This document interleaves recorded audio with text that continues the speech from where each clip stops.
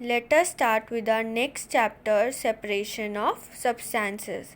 So first question arises here that why do we need to separate substances from a mixture? The substances need to be separated from a mixture for a variety of reasons. The first reason is to remove unwanted particles. For example, जब हम बाज़ार से rice लाते हैं या pulses लाते हैं तो उसमें साथ में स्टोन्स आ जाते हैं. So we need to separate these stones to get a useful components. Next reason ये भी हो सकता है to obtain important substances.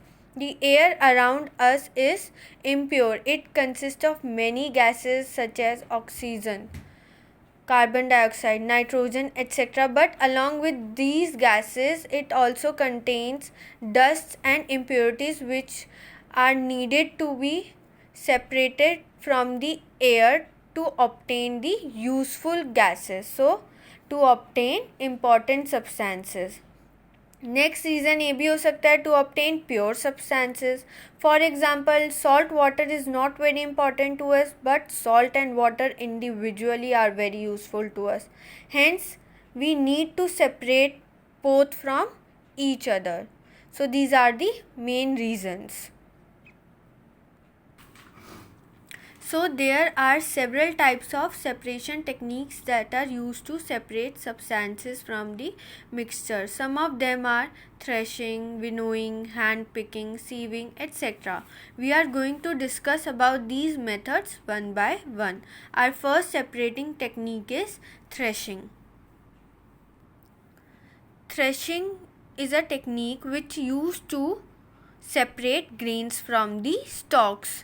Actually इसमें होता क्या है, जब वीट ग्रेन्स की जब हार्वेस्टिंग की जाती है तो साथ में उनके छोटे छोटे ड्राई स्टेम्स भी अटैच होते हैं, साथ में आ जाते हैं, तो उनको हमें रिमूव करना होता है. और हम किस प्रोसेस और किस मेथड से उनको सेपरेट कर सकते हैं? With the method called threshing. Threshing manually भी हो सकती है और it can also be done with the help of machine called a combined harvester. So the process of beating harvested crops to separate the grains from the stalks is called threshing.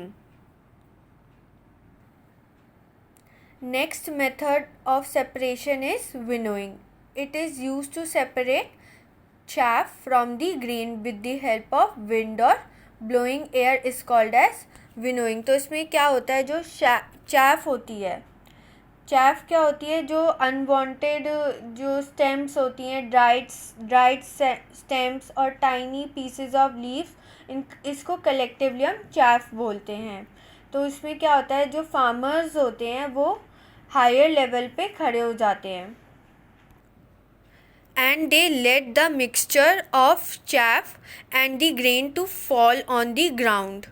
तो होता क्या है, जो lighter particles होते हैं chaff, वो which is carried away by the wind and forms a separate heap away from the grain. और जो grains होते हैं वो heavier particles होते हैं, they almost falls vertically, whereas the chaff is carried away by the wind and forms the separate heap away from the ground. The separated chaff is also used as a fodder for cattle. So this is the process of winnowing. Next method of separation is hand picking.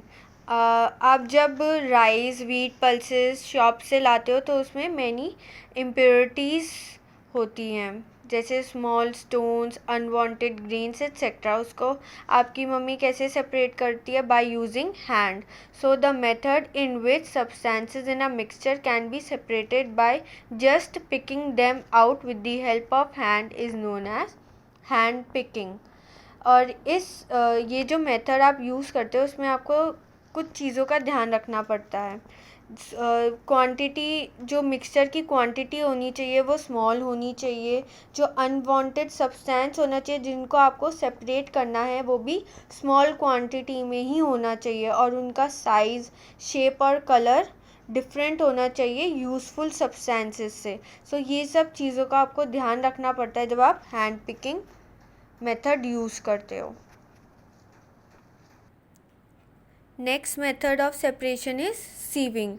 and it is used when the components of a mixture are of different sizes. जो smaller component होते हैं वो pores से पास कर जाते हैं और जो larger components होते हैं वो वहीं उस sieve पे ही रह जाते हैं. तो हम इसमें इस केस में क्या यूज़ करते हैं, sieve यूज़ करते हैं to separate the components of the mixture. So this method is used in some homes to separate wheat bran from the flour.